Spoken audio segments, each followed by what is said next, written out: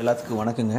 நாம் என்ன பார்க்க போகிறோன்னு பார்த்தீங்கன்னா, எக்கனாமிக்ஸில் ஒரு 3 பாடம் தான் பார்க்க போகிறோம். ஓகேங்களா?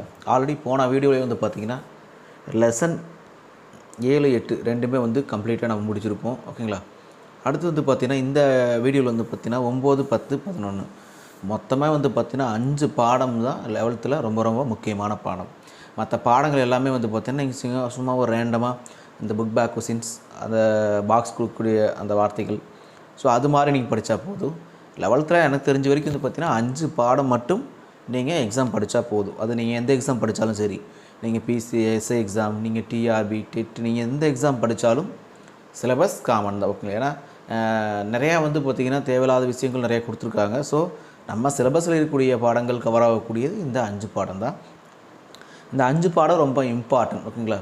போன வீடியோ வந்து பார்த்திங்கன்னா கிட்டத்தட்ட ஒரு 1.5 மணி நேரம் போட்டிருப்போம். ஸோ அது எதுக்கு 1.5 மணி நேரம் போட்டிருக்குன்னா, அந்த 2 பாடம் ரொம்ப ரொம்ப இம்பார்ட்டன்ட். நீங்கள் செக் பண்ணி பார்த்தா தெரியும், பழைய 5 ஆண்டு திட்டங்கள் பேஸ் பண்ணி பார்த்திங்கன்னா கேட்காத கொஷின்ஸே கிடையாது. பிளானிங் கமிஷன் பேஸ் பண்ணி, அந்த நிதி ஆயோக் திட்டக்குழு நிறையா செக் பண்ணால் உங்களுக்கு தெரியும். ஸோ அந்த 2 இதுக்காக தான் நம்ம போட்டிருப்போம். ஸோ இந்த வீடியோவில் வந்து பார்த்திங்கன்னா 3 பாடங்கள் கொடுத்துருக்காங்க. ஓகேங்களா? இந்த எல்பிஜி சம்மந்தமான விஷயங்கள் ஒரு பாடம் ஃபுல்லாக போகும். 2வது பாடம் வந்து பார்த்திங்கன்னா வறுமை ஒழிப்பு திட்டங்கள், ஸ்கீம்ஸ் பேஸ் பண்ணி, அதாவது நம்ம பிளானிங் கமிஷன் படிக்கும்போது வறுமை ஒழிப்பு திட்டங்கள் நிறைய கொண்டு வந்திருப்பாங்க. அந்த திட்டங்கள் பேஸ் பண்ணி என்னென்னலாம் கொண்டு வந்திருக்காங்க, இப்போ நடைமுறையில் என்னென்னலாம் இருக்குது அப்படிங்கிற ஒரு இதுதான் பார்க்க போகிறோம். ஓகேங்களா? 3வது பாடம் வந்து பார்த்திங்கன்னா தமிழ்நாட்டு பொருளாதாரம். தமிழ்நாட்டு பொருளாதாரம் அப்படிங்கிறது வந்து பார்த்திங்கன்னா, நீங்கள் ரொம்ப லைன் பைலாம் படிக்கணும் அப்படின்னு நினைக்கிறீங்க, அதெல்லாம் கிடையவே கிடையாதுங்க. அதாவது தமிழ்நாட்டு பொருளாதாரம்னா அதிகபட்சம் ஒரு 5 கொஷின்ஸ் 6 கொஷின்ஸ் கேட்கலாம், அவ்வளோதான். ஓகேங்களா? அதில் நீங்கள் செலக்டிவாக கொஷின்ஸை நீங்களே பொறிக்கலாம். ஓகேங்களா? அதில் வந்து நிறையா கொடுத்துருப்பாங்க உளவலன்னு, இருந்தாலும் நான் செலக்டிவாக ரொம்ப ரொம்ப இம்பார்ட்டண்ட்டாக கொடுத்துருக்கேன். ஸோ இந்த கொஷின்ஸ் பார்க்கும்போதே வந்து பார்த்திங்கன்னா அந்த பாடத்தில் இருக்கக்கூடிய மிக முக்கியமான கொஷின்ஸ் எல்லாத்தையும் நான் சொல்லிடுறேன். ஓகேங்களா? ஸோ இந்த வீடியோ பார்க்கும்போது டோட்டலாக ஒரு கொஷின்ஸ்க்கு ப்ளஸ் ஒரு 3 கொஷின்ஸ் சேர்த்து படித்த மாதிரி இருக்கும். கிட்டத்தட்ட பார்த்திங்கன்னா ஒரு 100 கொஷின்ஸ் போடுறோன்னா ஒரு 3 விஷயம் தெரிஞ்சால் கூட 300 கொஷின்ஸ் ஆச்சு. ஸோ அதுக்காக தான் இதோடைய பிடிஎஃப் வந்து பார்த்திங்கன்னா ஆன்சர் கீ வந்து பார்த்திங்கன்னா நம்ம டெலகிராம் குரூப்பில் வந்து பார்த்திங்கன்னா ஷேர் பண்ணிக்கோம். ஸோ செக் பண்ணி பார்த்துக்குங்க. ஆன்சர் மட்டும்தான் போட்டிருக்கோம். கொஷின்ஸ் போகலாங்களா? ஓகேங்க. இன்றைக்கி வந்து ஃப்ரைடே. ஓகேங்களா? இன்றைக்கி வெள்ளிக்கிழமை. இன்றைக்கி என்ன டாபிக் பார்த்திங்கன்னா 3 பாடம் கொடுத்துருக்கோம். ஸோ 3 பாடம் ரொம்ப டேட்டா தாங்க அதிகமாக வரும். எக்கனாமிக்ஸ் பொறுத்தளவுக்கு வந்து பார்த்திங்கன்னா நீங்கள் அதிகமாக படிக்க வேண்டியது நிறைய டேட்டாஸ் கொடுக்குற மாதிரி வந்துட்டுருப்பாங்க. ஸோ டேட்டாஸ் வரும்போது நீங்கள் தான் ஏதாவது ஒரு சின்ன சின்ன ஒரு கீ வச்சு நீங்கள் ஏற்றிக்கணும். ஏன்னா எப்போ பார்த்தாலும் டேட்டா வந்துட்டுன்னு நினைப்பீங்க. இதாவது பரவாயில்ல, நீங்கள் ஐஎன்எம்மெல்லாம் எடுத்துட்டிங்கன்னா டேட்டா இல்லைன்னா ஐஎன்எம் கிடையாது. ஓகேங்களா? நம்பர்ஸ் கம்பல்சரி படிக்கணும். இதுக்கு ஐஎன்எம்க்கு ஐஎன்சி இப்படி சொல்கிறதுக்குல. ஓகேங்களா? இந்திய தேசிய காங்கிரஸுக்கு நம்பர்ஸ் இல்லாமல் சும்மா தியரி தானே படிச்சுட்டு போகலாங்கிற வேலையே கிடையாது. கம்பல்சரி நீங்கள் டேட்டா படிக்கணும். ஓகேங்களா? அதனால் வந்து ஒரு சில ஏரியாவுக்கு வந்து டேட்டா படிக்கிற மாதிரி வரும். ஸோ எக்கனாமிக்ஸில் ஒரு கொஞ்சம் தான் வரும். எல்லா இடத்துலையும் டேட்டா இருக்குது. டேட்டா இல்லாத ஏரியா எங்கே தான் இருக்குது? ஓகேங்களா? பாருங்கள். ஃபஸ்ட் கொஸ்டின் போகலாங்க. பிரதம மந்திரி பயிர் காப்பீட்டு திட்டம் அறிமுகப்படுத்தப்பட்ட ஆண்டு ரொம்ப ரொம்ப இம்பார்ட்டன்ட் சொல்லலாம். ஓகேங்களா? 2020 பிப்ரவரி 14, 2018 பிப்ரவரி 18, 2015 பிப்ரவரி 16, 2016 பிப்ரவரி 18. ஸோ இதற்கான சரியான ஆன்சர் என்னென்னு பார்த்தீங்கன்னா ஆப்ஷன் டி. ஓகேங்களா? ஆப்ஷன் டி தான் இதற்கான சரியான ஆன்சர். ஓகேங்களா? 2016 பிப்ரவரி 18 தான் இதற்கான சரியான ஆன்சர். இன்னொன்று தெரிஞ்சுக்கங்க, இது மாதிரி நம்ம ஸ்கீம் சொல்லியிருக்கோம் ஆல்ரெடி, வறுமை ஒழிப்பு திட்டங்கள்னு சொல்லி 2வது பாடம் சொன்னோம். ஓகேங்களா? ஆனால் அந்த திட்டங்கள் பேஸ் பண்ணி நீங்கள் படிக்கும்போது என்ன படிக்கணும்னா, ரீசனாக வந்து பார்த்திங்கன்னா ஒரு பயிர் சம்மந்தமான இது ஒரு ஸ்கீம்ஸ், ஒரு பேங்கிங் பேஸ் பண்ணி ஒரு ஸ்கீம்ஸ், ஓகேங்களா, டெவலப் பண்ணுறதுக்காக ஒரு ஸ்கீம்ஸ். ஓகேங்களா? ஒவ்வொரு இதுக்கும் வந்து பார்த்திங்கன்னா ஸ்கீம்ஸ் கம்பல்சரி இருக்கும். நீங்கள் கம்பல்சரி நீங்கள் கரண்ட் அஃபேர்ஸ் படிக்கும்போது ஸ்கீம்ஸ் திட்டங்கள்னு சொல்லி தனியாக ஒரு டாப்பிக்கை உருவாக்கி, ஏதாவது திட்டங்கள் ஏதாவது ஸ்டேட்டில் கொண்டு வந்திருந்தாங்கன்னா, அது மிக ஃபேமஸாக இருந்துச்சுன்னா அந்த திட்டங்கள் வந்து கரண்ட் அஃபேர்ஸ் பேஸ் பண்ணி படிங்க. ஸோ நான் எதுக்கு இந்த ஸ்கீம்ஸ்கள் வந்து மென்ஷனாக படிக்க சொல்கிறேன்னா, ஃபஸ்ட்டு ஸ்கூல் புக்கை படித்து முடிங்க. ஸ்கூல் புக்கில் பார்த்திங்கன்னா நிறையா அப்டேட் பண்ணிட்டாங்க. ஓகேங்களா? பழைய ஸ்கீம்ஸ் சரி, ப்ளஸ் பார்த்திங்கன்னா இப்போ 2019 வரைக்கும் 18 வரைக்கும் பார்த்திங்கன்னா கிட்டத்தட்ட எல்லாமே ஓரளவுக்கு வந்து ஸ்கூல் புக்லேயே கவர் பண்ணிட்டாங்க. அதுக்கப்புறம் வரக்கூடியது எதுவுமே அப்டேட் பண்ண கிடையாது. ஸோ நீங்கள் அதை வந்து நீங்கள் கரண்ட் அஃபேர்ஸ் படிக்கும்போது படித்தா தான் எளிமையாக எடுக்க முடியும். ஓகேங்களா? இது வந்து பார்த்திங்கன்னா 2016 பிப்ரவரி 18. இப்போ 2016ன்னு வச்சிங்கன்னா ஒரு 2 கூட்டினா ப்ளஸ் 2 கூட்டினா 2018. ஸோ 2016 2வது மாதம் 2018. நீங்கள் அப்படி கூட வச்சு கூட நீங்கள் எடுக்கலாம். ஓகேங்களா. அடுத்து பாருங்கள், ஆசியாவின் முதல் ஏற்றுமதி செயலாக்க மண்டலத்தை 1965 இந்திய அரசு எங்கு துவக்கியுள்ளது? 1965 முதல் ஏற்றுமதி செயலாக்க மண்டலத்தை வந்து எங்கே ஸ்டார்ட் பண்ணியிருக்குன்னு சொல்லி கேட்டிருக்காங்க. மும்பை, சென்னை, இந்த காண்ட்லா, கொச்சின்னு சொல்லி. ஸோ இதற்கான சரியான ஆன்சர் என்னென்னு பார்த்தீங்கன்னா ஆப்ஷன் சி தான் இதற்கான சரியான ஆன்சர். ஓகேங்களா. ஆப்ஷன் சி, இந்த காண்ட்லா அப்படிங்கிறது தான் இதற்கான சரியான ஆன்சர். ரொம்ப ரொம்ப ரொம்ப முக்கியமானதும் கூட. ஓகேங்களா. இப்போ நம்ம படிக்கும்போதே வந்து பார்த்திங்கன்னா எஸ்சிஇசட்னு சொல்லியிருப்பாங்க, அதாவது ஓகேங்களா, சிறப்பு பொருளாதார மண்டலம். ஓகேங்களா. சிறப்பு பொருளாதார மண்டலம் வந்து பார்த்திங்கன்னா ஏற்றுமதி செயலாக்க மன்றத்தை வந்து வெற்றியை அடுத்து 1980, இது வந்து 1965 ஃபஸ்ட்டு இந்த காண்ட்லா அப்படிங்கிற அங்கே தான் வந்து பார்த்திங்கன்னா ஃபஸ்ட்டு தொடங்கி வைக்கிறாங்க. ஓகேங்களா. அதுக்கப்புறம் என்ன 1980, ஓகேங்களா, 1980 வந்து பார்த்திங்கன்னா மேலும் ஒரு 7 இடத்துல வந்து பார்த்திங்கன்னா ஒரு சிறப்பு பொருளாதார மன்றத்தில் ஏற்றுமதி செயலாக்க மண்டலத்தை வந்து அமைக்கிறாங்க. ஓகேங்களா. அது எங்கேன்னு பார்த்தீங்கன்னா சூரத், சென்னை, அந்த பால்டா, அடுத்து பார்த்திங்கன்னா விசாகப்பட்டினம்.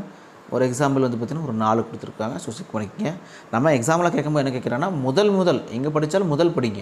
முதல் ஏற்றுமதி செயலாக்க மண்டலம் இங்கே ஸ்டார்ட் பண்ணியிருக்காங்க எந்த வருஷம்? ஓகேங்களா. அதுக்கப்புறம் வந்து தான் சிறப்பு பொருளாதார மண்டலம் 2000 ஏப்ரல் மாதம், அது படிச்சுக்கங்க.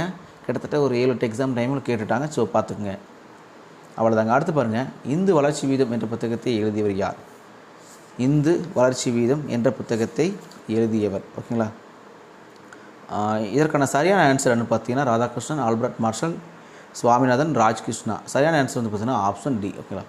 ராஜ்கிருஷ்ணா அப்படிங்கிறது தான் இதற்கான சரியான ஆன்சர். இதுவும் ரொம்ப ரொம்ப இம்பார்ட்டன்ட். இது பழைய புக்குலேயும் சரி, புது புக்குலேயும் சரி. புது புக்குலேயும் வந்து பார்த்திங்கன்னா தொகுப்புரை அப்படிங்கிற ஒரு இடத்துல வந்து பார்த்திங்கன்னா இந்த ராஜ்கிருஷ்ணா அப்படிங்கிறது கொடுத்துருக்காங்க. ரொம்ப ரொம்ப முக்கியமானதும் கூட. ஓகேங்களா.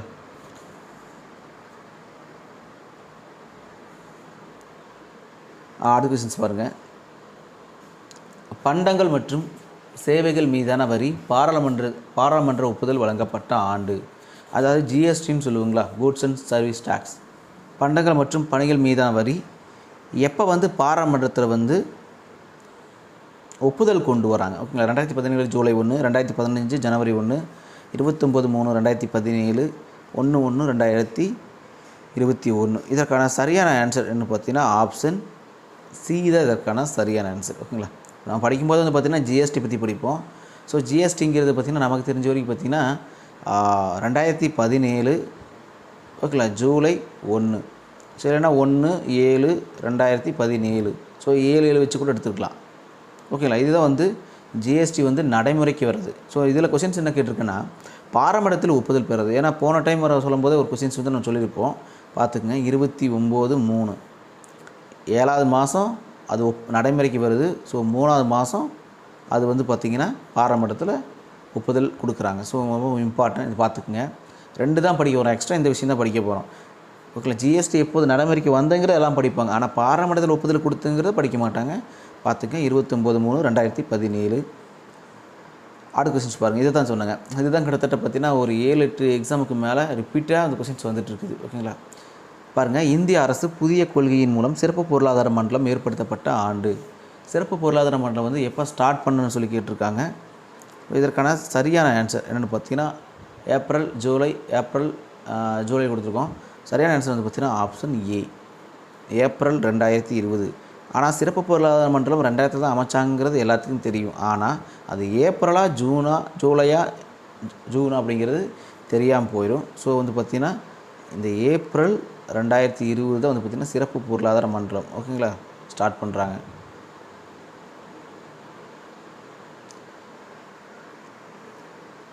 அடுத்த கொஸ்டின்ஸ் பாருங்கள். 1991 ஆண்டு நிதி தொடர்பான பரிந்துரைகள் தொடர்பான குழு, நிதி தொடர்பாக அமைக்கப்பட்ட ஒரு குழு என்னென்ன கேட்டிருக்காங்க.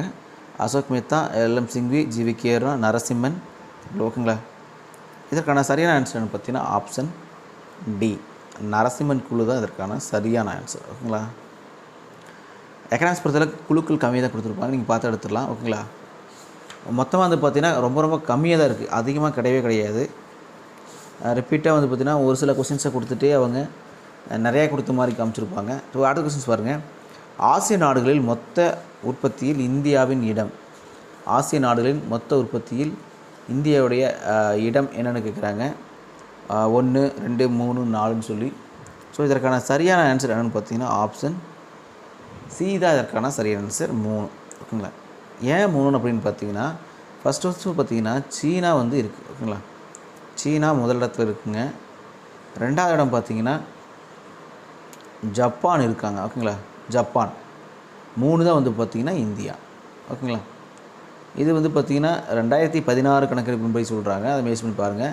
இப்போ ரீசனாக வந்து பார்த்திங்கன்னா கரண்ட் அஃபேர்ஸ் பேஸ் பண்ணி படிக்கும்போது மொத்த உள்நாட்டு உற்பத்தியில் இந்தியாவோட இடம் என்ன. ஓகேங்களா. புரியுதுங்களா. அது மாதிரி கொஸ்டின்ஸ் கரண்ட் அஃபேர்ஸ் படிக்கும்போது டெப்த்தாக படிங்க, ஈஸியாக எடுத்துடலாம். ஓகேங்களா. கரண்ட் அஃபேர்ஸ் 50 வரும், ப்ளஸ் பார்த்திங்கன்னா ஸ்கூல் புக்கில் ஒரு 50 வரும். ஸோ அதை எதை சார்ந்து கொஸ்டின்ஸ் வருங்கிறது நம்ம கொஸ்டின்ஸ் அனலைஸ் பண்ண தான் கண்டுபிடிக்க முடியும். ஃபஸ்ட்டு பார்த்திங்கன்னா சீனா, 2வது ஜப்பான், 3வது வந்து பார்த்திங்கன்னா இந்தியா. ஓகேங்களா. அடுத்து பாருங்கள், புதிய தொழில் கொள்கை பாரத பிரதமர் அறிவித்த எந்த ஆண்டு அறிவித்தார்னு சொல்லி கொடுத்துருக்கோங்களா. 1901 ஜனவரி 14, 1990 ஜூலை 24, 1991 ஜூலை 24, 1993 டிசம்பர் 23. ஓகேங்களா. இதற்கான சரியான ஆன்சர் என்னன்னு பார்த்தீங்கன்னா ஆப்ஷன் சி. ஓகேங்களா. 1991 ஜூலை 24 தான் வந்து பார்த்திங்கன்னா ஃபஸ்ட்டு வந்து எல்பிஜி வந்து அறிவிப்பு செய்கிறாங்க. நம்ம 10th புக்கெல்லாம் வரும்போது பார்த்திங்கன்னா எல்பிஜின்னு சொல்லி தனி பாடமே இருக்குது. 12th வந்து பார்த்திங்கன்னா மீண்டும் வந்து எல்பிஜி பற்றியே கொடுத்துருப்பாங்க. ஓகேங்களா. அந்த எல்பிஜி என்னென்ன ஸ்டார்ட் பண்ணாங்க, அதனுடைய நோக்கம் என்ன, அந்த காலகட்டத்தில் வந்து என்னென்ன பிரச்சனைகள் நடந்துச்சு அப்படிங்கிற ஒரு பாயிண்ட் ஆஃப் வந்து பார்த்திங்கன்னா கொடுத்துருப்பாங்க. ஸோ வந்து நிறையா இடத்துல இந்த எல்பிஜி ரிப்பீட்டாக வந்துட்டுருக்கு. ரிப்பீட்டாக வரதை வந்து பார்த்திங்கன்னா என்னடா கேட்டுகிட்டே இருக்கா, அடுத்த டைம் கேட்க மாட்டாங்கிறத விட்டுருங்க. ஃபஸ்ட்டு கேட்குறான்னா கண்டிப்பாக ரிப்பீட்டாக வந்துட்டுருக்கு. ரொம்ப முக்கியமான பாடம் மட்டும் நினைங்க. ஓகேங்களா.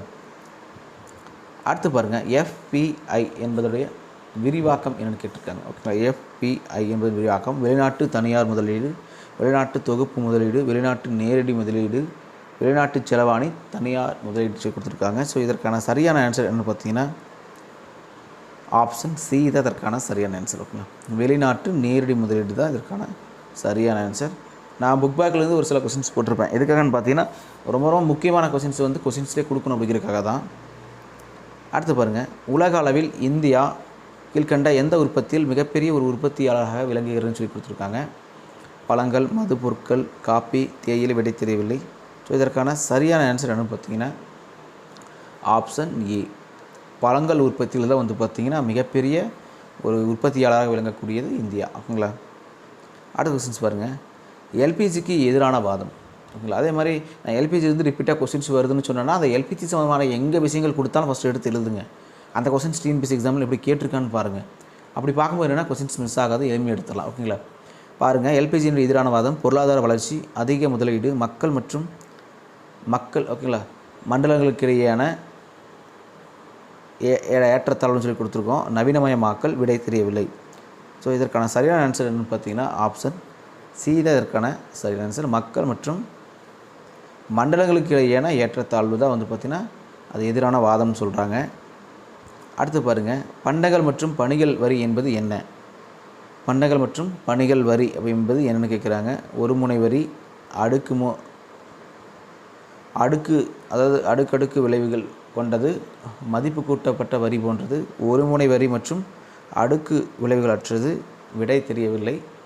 ஓகேங்களா. பண்டங்கள் மற்றும் பணிகள் வரி என்பது ஜிஎஸ்டின்னு வந்துடுங்களா. ஸோ அந்த ஜிஎஸ்டி தான். ஸோ இதற்கான சரியான ஆன்சர் என்ன பார்த்தீங்கன்னா ஆப்ஷன் டி. ஓகேங்களா. ஒரு முனை வரி மற்றும் அடுக்கு விளைவுகள் அற்றன்னு சொல்லி கொடுத்துருக்காங்க. நம்ம பார்க்கும்போதே பார்த்திங்கன்னா அந்த ஜிஎஸ்டிக்கு சம்மந்தமான வரி விகிதங்கள் என்னென்னு பார்த்துருப்போம். ஓகேங்களா. அதாவது 0, 5, 12, 18, 28 இதுதான் வந்து பார்த்திங்கன்னா ஜிஎஸ்டியோட வரி விகிதங்கள். அதிகபட்ச வரி விகிதம் பார்த்திங்கன்னா 28%, குறைந்தபட்சம் வந்து 0 வரைக்கும் கொடுக்குறாங்க. ஓகேங்களா. இது வந்து பாராளுமன்றத்தில் வந்து 29/3/2017 பாராளுமன்ற ஒப்புதல் கொடுக்குறாங்க. அதுக்கப்புறம் நடைமுறைக்கு வந்து பார்த்திங்கன்னா ஜூலை 1, 2017 தான் வந்து பார்த்திங்கன்னா நடைமுறை வைக்கிறது. ஜிஎஸ்டி இவ்வளோ தான் கொஸ்டின்ஸ் இருக்குது, வேறு எதுவுமே கிடையாது. ஓகேங்களா. அடுத்து பாருங்கள், புதிய வெளிநாட்டு வர்த்தக கொள்கை எந்த ஆண்டு ஏற்படுத்தப்பட்டது. புதிய வெளிநாட்டு வர்த்தக கொள்கை எந்த ஆண்டு ஏற்படுத்தப்பட்டது. 2000, 2002, 2010, 2015ன்னு சொல்லி கொடுத்துருக்காங்க. விடை தெரியவில்லை. ஸோ இதற்கான சரியான ஆன்சர் என்ன பார்த்தீங்கன்னா ஆப்ஷன் டி. 2015 தான் இதற்கான சரியான ஆன்சர். புதிய வெளிநாட்டு வர்த்தக கொள்கை. அடுத்து பாருங்கள், வர்த்தக கொள்கை சீர்திருத்தங்கள் தொடர்பான அமைக்கப்பட்ட ராஜா செல்லையா குழுவின் பரிந்துரைப்படி அதிகபட்சம் இறக்குமதி சுங்கத்தீர்வு வந்து என்ன அப்படின்னு கேட்டிருக்காங்க. ஓகேங்களா, ராஜா செல்லையா, அதாவது இதில் தெரியுது பாருங்கள், வங்கி கொள்கை சீர்திருத்தங்கள் தொடர்பாக அமைக்கப்பட்ட குழு எந்த குழு அப்படின்னு கூட கொஸ்டின்ஸ் கேட்கலாம். ஓகேங்களா, பாருங்கள், ராஜா செல்லையா குழு வந்து பார்த்திங்கன்னா அதை தான் கொடுத்துருக்காங்க. அவங்க வந்து அதிகபட்ச இறக்குமதி சுங்கத்தீர்வு வந்து எவ்வளோ இருக்குன்னு சொல்லியிருக்காரு பார்த்தீங்கன்னா 25, 50, 60, 100 அப்படிங்கிற மாதிரி சொல்லி கொடுத்துருக்காங்க. இதற்கான சரியான ஆன்சர் என்ன பார்த்தீங்கன்னா ஆப்ஷன் பி. ஓகேங்களா, 50 தான் இதற்கான சரியான ஆன்சர். ஓகேங்களா, இதில் இந்த கொஸ்டின்ஸ் நான் எதுக்காக போட்டேன்னா, இந்த ராஜா செல்லையா குழுங்கிறது பொறுத்துக்களாக நிறைய இடத்துல கொடுக்குறாங்க. வர்த்தக கொள்கை, அதாவது சீர்திருத்தங்கள் தொடர்பாக அமைக்கப்பட்ட குழு, வர்த்தக கொள்கைக்காக அமைக்கப்பட்ட குழு வந்து பார்த்திங்கன்னா ராஜா செல்லையா குழு. நம்ம படிக்கவே வந்து பார்த்திங்கன்னா ஒரு சில ஒரே முட்டா நீங்கள் குழுக்கள் படித்தாலும் புரியாது, ஏறாது. ஆனால் ஒரு கொஸ்டினுக்கு தனியாக நீங்கள் படிக்கும்போது அது சார்ந்த விஷயங்கள் டக்குன்னு ஏற்றிடலாம். ஸோ அதுக்காக தான் இந்த கொஸ்டின்ஸ் போட்டிருக்கேன். பாருங்கள், ராஜ்கிருஷ்ணா. ஓகேங்களா, ராஜ்கிருஷ்ணா வார்க்கப்பட்ட இந்து வளர்ச்சி வீதம் என்பது டேஷ் எதையை குறிக்கிறது? நம்ம பார்த்தோம், இந்து வளர்ச்சி வீதம் என்ற நூலை எழுதியவர் யாருன்னு பார்த்தீங்கன்னா ராஜ்கிருஷ்ணா. ஸோ அவர் வந்து அந்த இதில் வந்து எதுக்காக அந்த இந்து வளர்ச்சி வீதம் அப்படிங்கிற எதை பற்றி எழுதியிருக்காரு அப்படிங்கிற மாதிரி கொடுத்துருக்காங்க. குறைவான பொருளாதார வளர்ச்சி, இந்து மக்கள் தொகையின் அதிகமான வீதம், நிலையான ஜிடிபி, எதுவும் இல்லை, விடை தெரியவில்லை. இதற்கான சரியான ஆன்சர் என்ன பார்த்தீங்கன்னா ஆப்ஷன் ஏ தான் இதற்கான சரியான ஆன்சர். குறைவான பொருளாதார வளர்ச்சி தான் இதற்கான சரியான ஆன்சர். ஓகேங்களா, அடுத்து பாருங்கள், இது ரொம்ப முக்கியமானது. ஒரு இந்திய உழவன் கடனிலே பிறந்து கடனிலே வாழ்ந்து கடனிலேயே அவன் சந்தைக்கும் கடனிலேயே விட்டு செல்கிறான். சந்ததிக்கும் ரிப்பீட்டாக வந்து பார்த்திங்கன்னா கடனிலே விட்டு செல்கிறான் என்று கூறுகிறான்னு கேட்டிருக்காங்க. மகாத்மா காந்தியடிகள், Ambedkar, Aristotle, sir Malcolm darling, விடை தெரியவில்லை. ஓகேங்களா, அதாவது கடனை பற்றியே சொல்லியிருப்பாங்க. ஒரு இந்திய உலகம் வந்து கடனிலே பிறந்து கடனிலேயே வாழ்ந்து கடனிலேயே அவன் சந்ததியும் கடனை விட்டுட்டு செல்கிறான்னு சொல்லியிருக்காங்க. ஸோ இதற்கான சரியான ஆன்சர் என்ன பார்த்தீங்கன்னா ஆப்ஷன் டி. ஓகேங்களா, சார் மால்கம் டார்லிங் தான் சொல்கிறாங்க. ஓகேங்களா, டார்லிங் கடன் பண்ணிட்டேன் அப்படின்னு மாதிரி வச்சுட்டா கூட நீங்கள் ஈஸியாக எடுத்துடலாம். அடுத்த கொஸ்டின்ஸ் பாருங்கள், ரொம்ப முக்கியமானது. இதை நான் படிக்கும்போது 2 விதமாக படிக்கணும். ஓகேங்களா, பாருங்கள், தேசிய உணவு பாதுகாப்பு சட்டம் கொண்டு வரப்பட்ட ஆண்டு. தேசிய உணவு பாதுகாப்பு சட்டம் 1990, 95, 97, 2013. இதற்கான சரியான ஆன்சர் என்ன பார்த்தீங்கன்னா ஆப்ஷன் டி தான் இதற்கான சரியான ஆன்சர். 2013. அப்படியே 2016 பார்த்திங்கன்னா தமிழ்நாட்டில் கொண்டு வந்திருப்பாங்க நவம்பர் மாதம். ஸோ நம்ம படிக்கும்போது பார்த்திங்கன்னா தேசிய உணவு பாதுகாப்பு சட்டம் 2013, தமிழ்நாடு உணவு பாதுகாப்பு சட்டம் 2016, அது நவம்பர் மாதம். ஸோ நம்ம 10th புக்கிலே வந்து பார்த்திங்கன்னா இந்த உணவு பாதுகாப்பு சட்டத்தை பற்றி மொத்தமாக கொடுத்துருப்பாங்க. ஸோ அதை வச்சு எடுத்துட்டோம். இப்போ இதில் என்ன பார்த்திங்கன்னா வறுமை ஒழிப்பு திட்டங்களை பார்த்திங்கன்னா மொத்தமாக வந்து பார்த்திங்கன்னா ஒரு 15 கொடுத்துருக்கான்னு வச்சுக்கோங்க. மொத்தமாக வந்து பார்த்திங்கன்னா 16 இருக்குது. ஓகேங்களா, ஒரு 16 இருக்கக்கூடிய டேட்டாஸ் ரொம்ப முக்கியம். பாக்ஸ் கட்டியே கொடுத்துருக்காங்க. அந்த 16 நீங்கள் படிச்சுக்கங்க. ஏன்னா வறுமை ஒழிப்பு திட்டங்களில் இதிலேருந்து ரிப்பீட்டாக டிஎன்பிஎஸ்சி தேர்வில் ஒரு கொஸ்டின்ஸ் கம்பல்சரி வந்துட்டு இருக்குது. ஒன்று பொறுத்துக்களை வரலாம், இல்லைனா சிங்கிளாக கொஸ்டின்ஸ் கொடுத்துட்டு இந்த ஸ்கீம்ஸ் வந்து எப்போ தொடங்கினாங்க அப்படின்னு கேட்கலாம். ரொம்ப முக்கியமான பாடம் இந்த பாடத்தில். இதுதான் ரொம்ப முக்கியமான பாடம். ஓகேங்களா, மிஸ் பண்ணாமல் பாருங்கள். அந்த கொஸ்டின்ஸ் சம்மந்தமானது எல்லாமே போட்டிருக்கேன் பாருங்கள். வறுமை ஒழிப்பு திட்டங்களில் கீழ்கண்டவற்றில் தவறான விடை எது? ஓகேங்களா, வறுமை ஒழிப்பு திட்டங்களில் கீழ்கண்டவற்றில் தவறானது எதுன்னு கேட்டிருக்காங்க. 20 அம்சான திட்டங்கள் 1975, ஒருங்கிணைந்த ஊரக வளர்ச்சி திட்டம் IRDPன்னு சொல்லுவோம் 1976, ஊரக இளைஞர்களுக்கான சுய வேலைவாய்ப்பு பயிற்சி இந்த ட்ரைசம்னு சொல்லுவோம் 1979, வேலைக்கு உணவு திட்டம் 1980. அடுத்து பார்த்திங்கன்னா விடை தெரியவில்லைன்னு சொல்லி கொடுத்துருக்கோம். ஸோ இதற்கான தவறான ஆன்சர் என்ன கேட்டிருக்காங்க. ஸோ இதற்கான சரியான ஆன்சர் என்ன பார்த்தீங்கன்னா ஆப்ஷன் டி தான் இதற்கான தவறான ஆன்சர். ஏன்னா வேலைக்கு உணவு திட்டம்ங்கிறது 1977 தான் இதற்கான சரியான ஆன்சர். ஓகேங்களா, வேலைக்கு உணவுங்கிறது இன்றைக்கி வேலைக்கு, அதாவது உணவுக்காக வேலைக்கு ஓடுறது யார்? ஆண்கள் தானே. ஆண்கள்ங்கிறது 7ஆம் நம்பர் சொன்னாங்களா. ஸோ 2 ஆண்கள் விடாமுயற்சியோட வேலைக்கு போகிறோன்னு வச்சிங்கன்னா இந்த 77ங்கிறது 2 ஆண்கள்னு வச்சு கூட எடுத்துக்கலாம். ஸோ சின்ன சின்ன விஷயங்களும் எடுத்துக்கலாம். அதுதான் இந்த 4ம் படிங்க. இந்த 4ம் ரிப்பீட்டாக ரொம்ப முக்கியமானது. அடுத்து பாருங்கள், சிறிய அழகு முன்னேற்றம் மற்றும் மறுநிதி அளிக்கும் முகவர் வங்கி MSMES. ஓகேங்களா, எந்த ஆண்டு தொடங்கப்பட்டதுன்னு சொல்லி கேட்டிருக்காங்க. ரொம்ப இம்பார்ட்டன்ட் இது. 2015 ஏப்ரல் 8, 2015 ஜனவரி 1, 2017 ஜூலை 1, 2014 ஜனவரி 14, விடை தெரியவில்லை அப்படின்னு சொல்லி கொடுத்துருக்கோம். ஸோ இதற்கான சரியான ஆன்சர் என்ன பார்த்தீங்கன்னா ஆப்ஷன் ஏ 2015 ஏப்ரல் 8 தான் வந்து ஸ்டார்ட் பண்ணிக்க. ரொம்ப ரொம்ப முக்கியமானது. ஏன்னா பார்த்தீங்கன்னா 2015 இருக்கக்கூடிய எல்லா டேட்டாவும் அப்டேட் பண்ணிட்டாங்க. ஸோ ரொம்ப முக்கியமானது பார்த்துக்குங்க. இது எக்ஸாம் பாயிண்ட் ஆஃப் கொஸ்டின்ஸுங்க. இது எக்ஸாமில் கம்பல்சரி எதிர்பார்க்கக்கூடிய கொஸ்டின்ஸில் இது ஒன்று. ஓகேங்களா. ஊரக பகுதியில் ஒரு மனிதன் எடுத்துக்கொள்ளக்கூடிய கலோரி அளவு என்ன? ஓகேங்களா. ஊரக பகுதியில் ஒரு மனிதன் வந்து எந்த அளவுக்கு வந்து கலோரி எடுத்துக்கிறாங்க அப்படிங்கிறத கொடுத்துருக்காங்க. 2100, 2200, 2300, 2400. அடுத்து பார்த்திங்கன்னா விடை தெரிவுன்னு சொல்லி கொடுத்துருக்கோம். ஸோ இதற்கான சரியான ஆன்சர் என்ன பார்த்திங்கன்னா ஆப்ஷன் டி 2400 கலோரிகள். ஓகேங்களா. 2400 கலோரிகள், அதாவது ஊரக பகுதியில் ஒரு மனிதன் எடுத்துக்கொள்ளக்கூடிய கலோரியுடைய அளவு. ஓகேங்களா. அடுத்து பாருங்கள், இந்தியாவில் ஊரக கடனுக்கு காரணமாக கருதப்படுவது. ஏன்னா இது வறுமை அப்படிங்கிற ஒரு டாபிக் வந்து சிலபஸ்லேயே கொடுத்துருப்பாங்க. அந்த வறுமை பேஸ் பண்ணி இந்த எல்லாமே வரும். பார்க்கும்போது பார்த்திங்கன்னா வறுமையில் ஒன்றுமே இருக்காது. நான் படிக்கும்போது வறுமை ஒழிப்பு திட்டங்கள் தனியாக படிச்சிட்டோம். ஆனால் வறுமையில் வரக்கூடிய தியரிகள் வந்து நம்ம ஒரு ஒரு ஒரு ஸ்டோரி மாதிரி படிக்கிறதே கிடையாது. ஓகேங்களா. ஆனால் ஒரு சில விஷயங்கள் வந்து படிக்கணும். ஓகேங்களா. பாருங்கள், அது மாதிரி கொஸ்டின்ஸாக கொடுத்துருக்காங்க. இந்தியாவில் ஊரக கடனுக்கு காரணமாக கருதப்படுவது ஏழ்மை, அதிக மக்கள் தொகை, அதிக உற்பத்தி, முழு வேலைநிலை, விடை தெரியவில்லைன்னு சொல்லி. இதற்கான சரியான ஆன்சர் என்ன பார்த்தீங்கன்னா ஆப்ஷன் ஏ ஏழ்மை தான் இதற்கான சரியான ஆன்சர். ஓகேங்களா. ஏழ்மை. அடுத்த கொஸ்டின்ஸ் பாருங்கள். வறுமை ஒழிப்பு திட்டங்கள் சரியானது. வறுமை ஒழிப்பு திட்டங்களில் வந்து சரியானது கேட்டிருக்காங்க. நான் மொத்தம் 16 இருக்குன்னு சொல்லியிருக்க வறுமை திட்டங்கள். அது ஒரு 3 கொஸ்டின்ஸாக போட்டு மொத்தமாக வந்து கொடுத்துருக்கேன். ஸோ நீங்கள் கடைசி டைமில் நீங்கள் கொஸ்டின்ஸ் பார்த்துட்டு போனால் கூட ஈஸியாக எடுத்துடலாம். அதுக்காக தான் வந்து பார்த்திங்கன்னா இது மாதிரி ஆப்ஷன் வச்சு சரியானதாக தவறானதுன்னு கேட்டிருக்கோம். ஏன்னா சிங்கிளாக கொடுத்தா அதுவே கிட்டத்தட்ட 16 கொஸ்டின் ஆயிரும். அது ஒரு 3 கொஸ்டின்ஸாக போட்டோம்னா ஈஸியாக எளிமையாக எடுத்துகிட்டு போயிடலாம். அதுக்காக தான் பாருங்கள், தேசிய ஊரக வேலைவாய்ப்பு திட்டம் NREPன்னு சொல்லுவோம். 1980. ஊரக நிலமற்றோர் வேலைவாய்ப்பு உறுதி திட்டம் 1983. ஜவஹர் வேலைவாய்ப்பு திட்டம் 1989. மகாத்மா காந்தி தேசிய ஊரக வேலைவாய்ப்பு உறுதி திட்டம் 2006. விடை தெரியவில்லை சொல்லி கொடுத்துருக்கோம். ஸோ இதற்கான சரியான ஆன்சர் என்னென்னு பார்த்தீங்கன்னா ஆப்ஷன் இ தான் அதற்கான சரியான ஆன்சர். விடை தெரியவில்லை. ஏன்னா தேசிய ஊரக வேலைவாய்ப்பு திட்டம் NREP என்பது தான் கரெக்டு. அடுத்தது இந்த ரைட் லெக்கை உடைக்கணும்னு சொன்னது தெரியுங்களா, வேலைக்கு போகலன்னா. ஸோ 83. ஜவஹர் ரோஜ்கர் யோஜனா, அதாவது ஜவஹர் வேலைவாய்ப்பு திட்டம் 1989. இதுவும் கரெக்ட் தான். பழைய ஓல்டு புக்கில் வந்து பார்த்திங்கன்னா பால்ட்டிலே வந்து பார்த்திங்கன்னா 5 திட்டங்கள் கொடுக்கும்போது 8வது புக்கில் கொடுத்துருப்பாங்க. செக் பண்ணி பாருங்கள். ஸோ எக்கனாமிக்ஸ்லேயும் வரும், ப்ளஸ் பார்த்திங்கன்னா பால்ட்டிலையும் அங்கங்கே கொஞ்சம் பிரித்து கொடுத்துருக்காங்க. ஸோ செக் பண்ணி பாருங்கள். அடுத்து பாருங்கள், மகாத்மா காந்தி தேசிய ஊரக வேலைவாய்ப்பு உறுதி திட்டம் 2006. ஓகேங்களா. 2006. இது கொஸ்டின்ஸ் ரொம்ப ரொம்ப இம்பார்ட்டன்ட். ஓகேங்களா. அடுத்து விடை தெரியவில்லை. அடுத்த கொஸ்டின் பாருங்கள், எந்த வருடம் வட்டார வளர்ச்சி வங்கி வட்டார ஊரக வங்கி பயன்பாட்டுக்கு வந்ததுன்னு சொல்லி கொடுத்துருக்கோம். எந்த வருடம் வட்டார ஊரக வங்கி பயன்பாட்டுக்கு வந்தது? 1965, 70, 75, 80ன்னு சொல்லி. இதற்கான சரியான ஆன்சர்னு பார்த்தீங்கன்னா ஆப்ஷன் சி தான் இதற்கான சரியான ஆன்சர். 1975 தான் வந்து பார்த்திங்கன்னா அந்த வட்டார ஊரக வங்கி வந்து வருது. ஓகேங்களா. நம்ம 12th புக்கில் வரும்போது பார்த்திங்கன்னா தனியாக வந்து பார்த்திங்கன்னா பேங்க் வங்கின்னு சொல்லி ஒரு பாடமே இருக்கும்.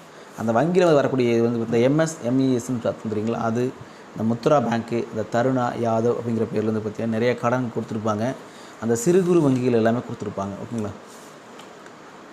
ஊரக கட்டமைப்பு வரக்கூடியது தேசிய ஊரக நலன் சார்ந்த அமைப்பு வரக்கூடிய பேங்க்கு கொஞ்சம் கம்மியாக தான் இருக்குது. ஒரு அதிகபட்சமாக பார்த்திங்கன்னா ஒரு 6 பாயிண்ட் 7 பாயிண்ட்டில் டோட்டலாக எல்லாத்தையும் முடிச்சிடலாம். ஓகேங்களா. அடுத்து பாருங்கள், நிதி ஆயோக் அறிக்கையின்படி சுகாதார குறியீட்டில் தமிழகத்தின் இடம் என்ன? சுகாதார குறியீட்டில் வந்து தமிழகத்துடைய இடம் என்னென்னு கேட்குறாங்க. ஸோ வந்து 2 பாடத்தில் இருக்கக்கூடிய முக்கியமான கொஸ்டின்ஸ் எல்லாம் போட்டுட்டோம். ஓகேங்களா. இப்போ இந்த கொஸ்டின்ஸ் வந்து பார்த்திங்கன்னா 3வது பாடம். ஓகேங்களா. 3வது பாடத்தில் வரக்கூடியது தான். இதற்கான சரியான ஆன்சர் என்னென்னு பார்த்தீங்கன்னா ஆப்ஷன் சி தான் அதற்கான சரியான ஆன்சர். 3வது இடத்துல இருக்குது. ஓகேங்களா. சுகாதார குறியீட்டில் தமிழ்நாடு. ஓகேங்களா. இது தமிழ்நாடு பொருளாதாரம் வகிக்கிற ஒரு பாடம் இருக்குது. போன வீடியோவில் ஊரக ஏழ்மைக்கான காரணத்தை சுற்றுகன்னு சொல்லி கொடுத்துருக்காங்க. வேளாண்மை சாரா வேலையின்மை, அதிக வேலை, அந்த பணவீக்க வீதம், அதிக முதலீடு, விடை தெரியவில்லை. இதற்கான சரியான ஆன்சர் என்ன பார்த்தீங்கன்னா ஆப்ஷன் ஏ தான். ஆப்ஷன் ஏ தான் இதற்கான சரியான ஆன்சர். ஓகேங்களா. வேளாண்மை சாரா வேலையின்மை. அடுத்த கொஸ்டின்ஸ் பாருங்கள், மக்கள் தொகை அடிப்படையில் தமிழகத்துடைய இடம் என்ன கேட்குறாங்க. மக்கள் தொகையில் தமிழகத்துடைய இடம் மக்கள் தொகை அடிப்படையில் தமிழகத்துடைய இடம் என்னன்னு கேட்குறாங்க. ஓகேங்களா, 11, 6, 3, 2ன்னு சொல்லி இதற்கான சரியான ஆன்சர் என்னென்னு பார்த்தீங்கன்னா ஆப்ஷன் பி. ஆப்ஷன் பி தான் இதற்கான சரியான ஆன்சர். 6 மக்கள் தொகை அடிப்படையில் தமிழகத்தோட வந்து பார்த்திங்கன்னா 6வது இடம். அதே வந்து பார்த்திங்கன்னா பூலோக ரீதியாக வந்து 11வது இடம். பார்த்துக்குங்க, பூலோக ரீதியாக 11வது இடங்க. ஓகேங்களா, பூலோக ரீதியாக 11வது இடம், மக்கள் தொகை அடிப்படையில் 6வது இடம். ஓகேங்களா, பல்வேறு சாதனைகளில் 3வது பெரிய ஒரு பொருளாதாரமாக உள்ளதுன்னு சொல்லி கொடுத்துருக்காங்க. அதே மொத்த உள்நாட்டு உற்பத்தி பங்களிப்பில் வந்து பார்த்திங்கன்னா 2வது இடம். மொத்த உள்நாட்டு உற்பத்தி பங்களிப்பில் 2வது இடம். தலா வருமானம் மற்றும் நேரடி முதலீடு மற்றும் தொழில்துறை உற்பத்தியில் 3வது இடம் சொல்லி கொடுத்துருக்காங்க. மொத்தம் வந்து பார்த்திங்கன்னா ஒரு 4 கொடுத்துருக்காங்க. அதில் பூலோக ரீதியாக 11வது. ஓகேங்களா, அடுத்து வந்து பார்த்திங்கன்னா மக்கள் தொகை அடிப்படையில் 6வது. இந்த 2 மட்டும் படிங்க, மற்ற எல்லாமே உள்நாட்டு உற்பத்தி பங்களிப்பில் வந்து பார்த்து 2வது இடம். அதுவும் படிச்சுக்கோங்க. 4 தான் கொடுத்துருக்காங்க டேட்டா. அடுத்து பாருங்கள், தமிழகத்தில் கீழ்கண்ட எந்த பாசனம் அதிக அளவில் உள்ளதுன்னு கேட்டிருக்காங்க. ஏரி பாசனம், கிணற்று பாசனம், குளம், மேற்சொன்ன அனைத்தும் விடை தெரியவில்லை சொல்லி. இதற்கான சரியான ஆன்சர் என்ன பார்த்தீங்கன்னா ஆப்ஷன் பி. ஓகேங்களா, கிணற்று பாசனம் தான் இதற்கான சரியான. கிணற்று பாசனம் தான் அதிக அளவில் இருக்கக்கூடியது, ரொம்ப ரொம்ப முக்கியமானதும் கூட. அடுத்து பாருங்கள், 2011ஆம் ஆண்டு கணக்கெடுப்பின்படி தமிழகத்தின் கல்வியறிவு பெற்றவரின் பெண்களின் சதவீதம் என்னென்னு கேட்டிருக்காங்க. அதில் வந்து பெண்கள் எத்தனை பர்சன்டேஜ் இருக்குதுன்னு சொல்லி கேட்டிருக்காங்க தமிழகத்தில். ஓகேங்களா, இந்தியாவில் கிடையாது, தமிழகத்தில் 80.30, அதாவது 80.33, 86.81, 73.86, 74.04. நீங்கள் அந்த பாயிண்ட்டுக்கு அப்புறம் வரக்கூடியது நீங்கள் ரொம்ப டெப்த்தாக படிக்கணுங்கிறது கிடையாது. அந்த 80, 86, 73, 74 அப்படிங்கிற அந்த டேட்டா தெரிஞ்சால் கூட ஈஸியாக கொஸ்டின்ஸ் வந்து ஃபில்டர் பண்ணலாம். ஓகேங்களா, இதற்கான சரியான ஆன்சர் என்னென்னு பாருங்கள். இதற்கான சரியான ஆன்சர் என்னென்னு பார்த்தீங்கன்னா ஆப்ஷன் சி தான் இதற்கான சரியான ஆன்சர். 73.86 அப்படிங்கிறது தான் இதற்கான சரியான ஆன்சர். ஓகேங்களா, இதில் வந்து பார்த்திங்கன்னா மொத்தமாக ஆவரேஜாக வந்து பார்த்திங்கன்னா கல்வியறிவு பெற்றவர்கள் வந்து பார்த்திங்கன்னா 80%. ஓகேங்களா, 80%. ஓகேங்களா, அதில் வந்து 86ங்கிறது ஆண்கள், 73ங்கிறது பெண்கள். அதுதான் கணக்குங்க. ஸோ இதை பாருங்கள், இந்த 80ங்கிறத நீங்கள் ஞாபகம் வச்சிட்டிங்கன்னா இங்கே பாருங்கள், மேலே ஒரு சொல்லி சுட்டிங்கன்னா 86 ஆயிரும், ஆண்கள் ஆயிரும். இந்த 6ல் பாதி 3, 8க்கு முன்னால் நம்பர் 7. ஸோ அப்படி போட்டால் கூட ஒரே நம்பரில் எடுத்துடலாம். 80, 86, 73 அப்படிங்கிறது 80 ஆவரேஜ் டோட்டலாக. 86ங்கிறது ஆண்கள், 73ங்கிறது பெண்கள். அப்படி கூட எலும்பி எடுத்துடலாம். ஓகேங்களா, அடுத்து பாருங்கள், 2001ஆம் ஆண்டு கணக்கெடுப்பின்படி தமிழகத்தின் வாழ்நாள் எதிர்பார்ப்பு மொத்தம் 70. ஓகேங்களா, அதாவது வாழ்நாள் எதிர்பார்ப்பு வந்து ஆவரேஜாக வந்து 70 வயசு அப்படிங்கிற மாதிரி சொல்கிறாங்க. ஓகேங்களா, இது வந்து ஆக்சுவலாக இது பர்சன்டேஜ் கிடையாதுங்க, 70 தான் வச்சுக்கோங்க. ஓகேங்களா, 70 வயசு தான், 70 வயது 6 மாதம் மாதிரி. இதில் ஆண்களின் வாழ்நாள் எதிர்பார்ப்பு 68. ஓகேங்களா, 68. பெண்களின் வாழ்நாள் வந்து என்னென்னு கேட்குறாங்க. ஓகேங்களா, இதில் வந்து கேட்கக்கூடியது தமிழகத்தில் தான் கேட்குறாங்க. ஓகேங்களா, இதற்கான சரியான ஆன்சர் என்னென்னு பார்த்தீங்கன்னா ஆப்ஷன் சி தான் இதற்கான சரியான ஆன்சர். ஓகேங்களா, 72 தான் இதற்கான சரியான ஆன்சர். ஓகேங்களா, இதில் வந்து பார்த்திங்கன்னா வாழ்நாள் எதிர்பார்ப்பு வந்து பார்த்திங்கன்னா 70ங்கிறது ஆவரேஜுங்க, 68 ஆண்கள், 72 பெண்கள். ஓகேங்களா, இது எப்படி ஞாபகம் வச்சுக்கலாம்னா இது பார்த்தீங்கன்னா உங்களுக்கே தெரியும், 2 நம்பர் விட்டு போட்டிருக்காங்க பாருங்கள். 68க்கு அப்புறம் 70, 70க்கு அப்புறம் 2 நம்பர் விட்டு 72. அப்படிங்கும்போது 2 நம்பர் தமிழ்நாடுன்னு வந்துட்டால் 2 நம்பர் வந்து 2 நம்பர் விட்டு 2 நம்பர் கூட்டணும்னு வச்சிங்கன்னா ஈஸியாக எடுத்துடலாம்.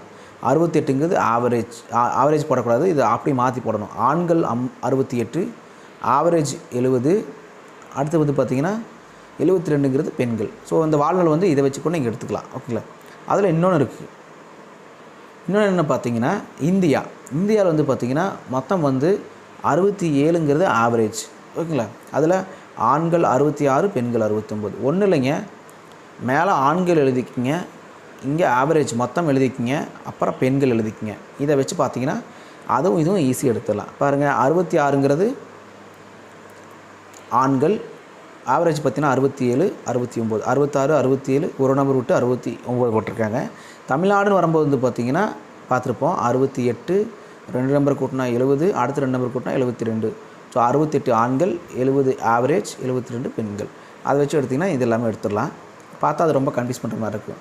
சும்மா இது மாதிரி வச்சிட்டிங்கன்னா நம்ம 2-3 டைம் பார்த்துட்டு இருந்தீங்கன்னா ரொம்ப எளிமையாக போயிடும். ஆசியாவில் மிகப்பெரிய சுற்றுச்சூழலுக்கு பாதிப்பில்லாத காகித நிறுவனங்களில் ஒன்றாக செயல்படுகின்ற நகரம் எதுன்னு கேட்டிருக்காங்க. சென்னை, சேலம், தூத்துக்குடி, கரூர் அப்படிங்கிற மாதிரி கொடுத்துருக்காங்க. இதற்கான சரியான ஆன்சர் என்ன பார்த்தீங்கன்னா ஆப்ஷன் டி. கரூரில் புகழூர் அப்படிங்கிற ஊர் தான் வந்து பார்த்திங்கன்னா புகழூரில் தான் ஊருங்கிறத பார்த்திங்கன்னா மிகப்பெரிய சுற்றுச்சூழல் பாதிப்பு இல்லாத ஒரு காகித நிறுவனம் வந்து பார்த்திங்கன்னா அங்கே தான் செயல்படுது. அடுத்து பாருங்கள், கீழ்கண்டவற்றுள் சரியானது எதுன்னு கேட்டிருக்காங்க. பெல் வந்து திருச்சி, சாயல் சேலம், சிமெண்ட் உற்பத்தியில் அரியலூர், காற்றழுத்த விசைக்குழாய் நகரம் வந்து பார்த்திங்கன்னா கோயம்புத்தூர். பெல் திருச்சி, சாயல் சேலம், சிமெண்ட் உற்பத்தியில் அரியலூர், காற்றழுத்த விசைக்குழாய் நகரம் கோயம்புத்தூர். விடை தெரியவில்லை. இதற்கான சரியான ஆன்சர் என்ன பார்த்தீங்கன்னா ஆப்ஷன் இ, விடை தெரியவில்லை அப்படிங்கிறத இதற்கான சரியான ஆன்சர். ஓகேங்களா, முக்கியமானது இந்த 4 கொஸ்டின்ஸுமே. அடுத்து பாருங்கள், கல்வி கடன் வழங்குவது தவறானது. கல்வி கடன் வழங்குதல் வந்து தவறானது என்ன அப்படின்னு கேட்டிருக்காங்க. பாருங்கள், கல்வி கடன் வழங்குதல் தவறானது. தமிழ்நாடு 4வது இடம், ஆந்திர பிரதேசம் 2வது, மகாராஷ்டிரா 3, மேற்கூறிய அனைத்தும் கேட்டிருக்கோம். விடை தெரியவில்லை. இதற்கான தவறான ஆன்சர்னு பார்த்தீங்கன்னா ஆப்ஷன் ஏ. ஓகேங்களா, கல்வி கடன் வழங்குவதில் 4வது இடம் கிடையாது, 1வது இடம் நம்ம தான். ஓகேங்களா, அதிக தமிழ்நாட்டில் தான் வந்து பார்த்திங்கன்னா இந்திய அளவில் கல்வி கடன் வந்து அதிக பேர் கொடுக்குறது, முதன்மை வைக்கக்கூடியது நம்ம தான். இதுக்கு ரொம்ப இம்பார்ட்டன்ட். 2வது இடம் வந்து பார்த்திங்கன்னா எந்த இருக்குதுன்னு பார்த்தீங்கன்னா ஆந்திரா இருக்காங்க. 2வது பிளேஸில் ஆந்திரா, 3வது பிளேஸ் வந்து பார்த்திங்கன்னா மகாராஷ்டிரா இருக்காங்க. ஓகேங்களா, 2 ஆந்திரா, 3 வந்து பார்த்திங்கன்னா மகாராஷ்டிரா 3வது இடத்துல இருக்குது. ஓகேங்களா, அடுத்து பாருங்கள், சாலை போக்குவரத்தில் நாட்டிலே தமிழ்நாட்டுடைய இடம் என்ன கேட்குறாங்க. சாலை போக்குவரத்தில் தமிழ்நாட்டுடைய இடம் என்ன கேட்குறாங்க. ஸோ இதற்கான சரியான ஆன்சர் என்று பார்த்தீங்கன்னா ஆப்ஷன் பி, 2வது இடம் வந்து பார்த்திங்கன்னா சாலை போக்குவரத்தில் 2ஆம் இடம். ஓகேங்களா, இதில் வந்து சாலை போக்குவரத்துன்னு சொல்லி ஒரு டாப்பிக்கே கொடுத்துருப்பாங்க. அதில் வந்து பார்த்திங்கன்னா சென்னையில் உள்ள கோயம்பேடு மற்றும் ஈரோடு மத்திய பேருந்து நிலையம் நம் மாநிலத்தில் உள்ள மிகப்பெரிய மற்றும் 2வது மிகப்பெரிய ஒரு பேருந்து நிலையம் அப்படின்னு சொன்னால் இதுதான். தமிழ்நாட்டில் மொத்த சாலை நீளம் வந்து பார்த்திங்கன்னா 1,67,000 கிலோமீட்டர் இருக்குது. 1,67,000 கிலோமீட்டர் பார்த்துக்குங்க. இதுதான் தமிழ்நாட்டில் இருக்கக்கூடிய சாலையுடைய நீளம். ஓகேங்களா, சாலையுடைய நீளம் இதுதான் ரொம்ப இம்பார்ட்டன்ட். ஓகேங்களா, இதில் வந்து பார்த்திங்கன்னா ஒரு பாதி முதல் வந்து பார்த்திங்கன்னா நெடுஞ்சாலைத்துறைக்கு, அதாவது தேசிய நெடுஞ்சாலைக்கு தெரியுங்களா, நெடுஞ்சாலைத்துறைக்கு வந்து பார்த்திங்கன்னா 60,628 வந்து பார்த்திங்கன்னா நெடுஞ்சாலைத்துறையில் மூலமாக அவங்க பராமரிச்சுட்டு வராங்க. நம்ம ஹைவேன்னு சொல்லிட்டு தெரியுங்களா, இது ஃபுல்லாக வந்து பார்த்திங்கன்னா 60,000 வச்சுக்கோங்களேன். 60,000 வச்சா கூட 60,000 சென்ட்ரல் கவர்மெண்ட் பார்த்துட்ருக்குது. ஓகேங்களா, மீதி இருக்கக்கூடியது அதில் பாதி போனால் கூட மீதி ஒரு 1,00,000. ஓகேங்களா, 1,00,000 கிலோமீட்டர் வந்து பார்த்திங்கன்னா தமிழ்நாட்டில் மொத்த சாலைத்து வந்து நம்ம தான் பராமரிச்சுட்டு வரோம். ஓகேங்களா, மொத்தம் வந்து 1,67,000 கிலோமீட்டர் வந்து தமிழ்நாட்டோட மொத்த சாலை நீளம். ஓகேங்களா, அதில் 60,628 வந்து பார்த்திங்கன்னா தேசிய நெடுஞ்சாலைத்துறையினால் பராமரிக்கப்பட்டு வருதுன்னு சொல்லி கொடுத்துருக்காங்க. ஓகேங்களா, அடுத்து பாருங்கள், தமிழ்நாட்டில் உள்ள மிகப்பெரிய துறைமுகங்களில் தவறானது. துறைமுகங்களில் வந்து தவறானது எதுன்னு கேட்டிருக்காங்க. சென்னை, எண்ணூர், தூத்துக்குடி, நாகப்பட்டினம். விடை தெரியவில்லைன்னு சொல்லி. இப்போ இதற்கான சரியான ஆன்சர்னு பார்த்தீங்கன்னா தவறானது ஆக்சுவலாக அதுக்கான சரியான ஆன்சர்னு பார்த்தீங்கன்னா ஆப்ஷன் டி, நாகப்பட்டினம் அப்படிங்கிறது தான் ஒரு தவறான ஆன்சர். ஏன்னா சென்னை, எண்ணூர், தூத்துக்குடிங்கிறது மிகப்பெரிய ஒரு துறைமுகங்கள்னு சொல்லலாம். ஓகேங்களா, ஆனால் நாகப்பட்டினம் என்பது பார்த்திங்கன்னா ஒரு நடுத்தர துறைமுகம். மெயினாக படிக்கணும், நடுத்தர துறைமுகம் ஒன்று தான் நாகப்பட்டினம். அது மட்டும் இல்லாமல் வந்து பார்த்திங்கன்னா 23 சிறு துறைமுகங்கள் வந்து இருக்குது. இல்லை, 23 சிறு துறைமுகங்கள் கொடுத்துருக்காங்க. மற்றபடிக்கு இந்த பாடத்தில் அந்த டாப்பிக்கில் டாப்பிக்கில் ஒன்றுமே கிடையாது. தமிழ்நாட்டில் உள்ள துறைமுகங்கள் ஃபஸ்ட்டு படிச்சுக்கோங்க. 3 இருக்குது. அதில் சிறிய துறைமுகங்கள், நடுத்தர துறைமுகங்கள் வந்து ஒன்றே இருக்குது, அது நாகப்பட்டினம் மென்ஷன் பண்ணுறாங்க. சிறு துறைமுகங்கள் வரும்போது வந்து பார்த்திங்கன்னா 23 இருக்குது. ஓகேங்களா, 23 1 அதான் 3 24 27 மொத்தம் வந்து 27 இருக்கிற மாதிரி கணக்கு வச்சிங்கன்னா ஈஸியாக எடுத்துடலாம். அடுத்து பாருங்கள், கீழ்கண்டவற்றில் சரியானது எது. அதிக மக்கள் தொகையுடைய மாவட்டம் சென்னை, குறைந்த மக்கள் தொகையுடைய மாவட்டம் பெரம்பலூர், மிக அதிக அடர்த்தி கொண்ட மாவட்டம் சென்னை, மிக குறைந்த அடர்த்தி கொண்ட மாவட்டம் நீலகிரி.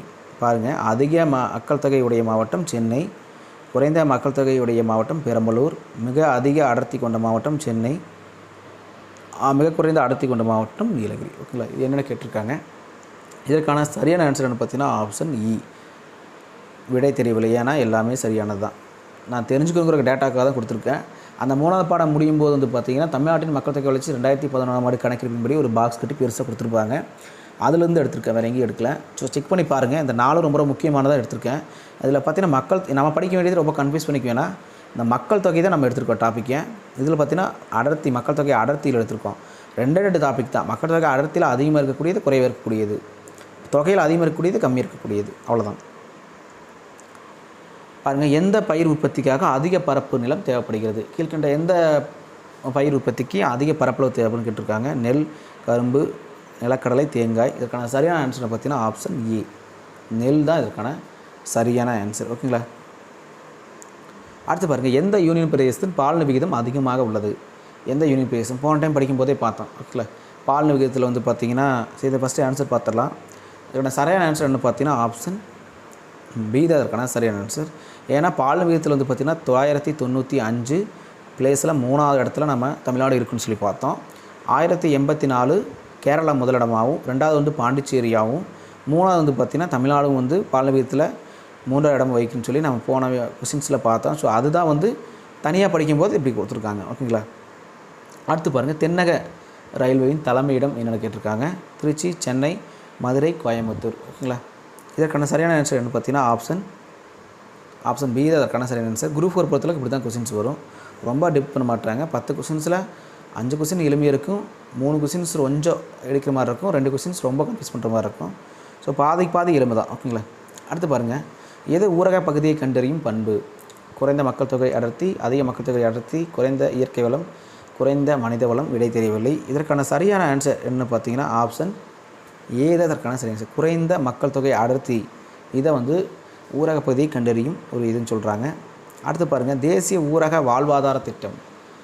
தேசிய ஊரக வாழ்வாதார திட்டம் எப்போ கொண்டு வந்தேன்னு சொல்லி கேட்டிருக்காங்க. தேசிய ஊரக வாழ்வாதார திட்டம் ஓகேங்களா 2005, 2009, 2005, 2011 சொல்லி கொடுத்துருக்காங்க. ஸோ இதற்கான சரியான ஆன்சர் என்னென்னு பார்த்தீங்கன்னா